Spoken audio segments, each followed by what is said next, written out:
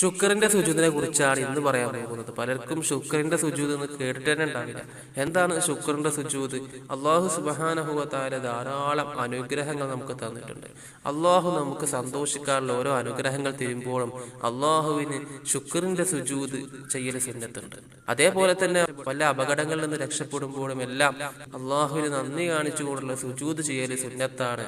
ശുക്രന്റെ സുജൂദ് ചെയ്യുമ്പോൾ ഉളൂവ് നിർബന്ധമായിട്ടും വേണം.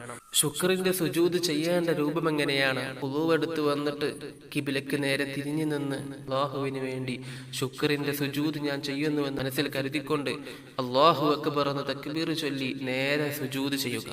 സുജൂദിൽ സജദ വജ്ഹിയ ലില്ലദീ ഖലഖഹു വസവ്വറഹു വശഖ സമഅഹു വബസറഹു ബിഹൗലിഹി വഖുവതിഹി ഫതബാറകല്ലാഹു അഹ്സനുൽ ഖാലിഖീൻ എന്ന് ചൊല്ലി സുജൂദിൽ നിന്ന് നേരെ എണീറ്റ് അവസാനത്തെ തഹിയ്യാത്തിലേക്ക് ഇരുന്ന് സലാം വീട്ടുക.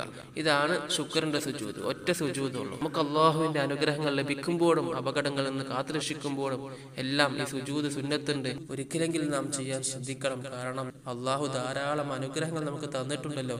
അതുകൊണ്ട് ഒരിക്കലെങ്കിലും ഈ സുജൂദ് നാം ചെയ്യണം. അള്ളാഹു തൗഫീഖ് നൽകട്ടെ.